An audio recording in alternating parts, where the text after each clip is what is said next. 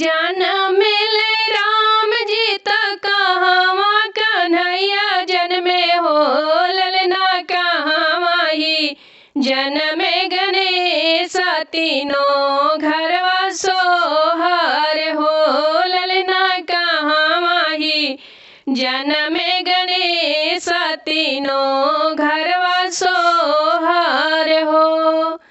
अयोध्या में जान मिले राम जी तो मथुरा कन्हैया जन्मे हो।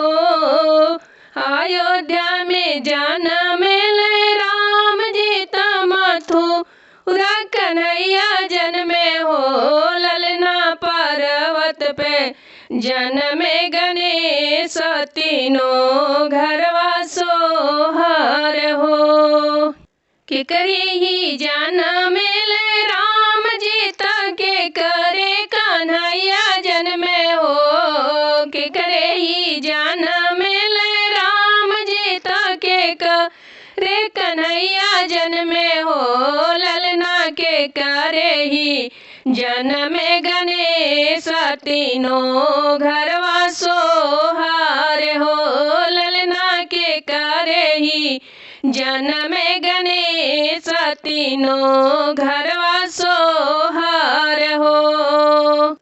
कौशल्या के जन्मे श्री राम तो देवकी कन्हैया जन्मे हो।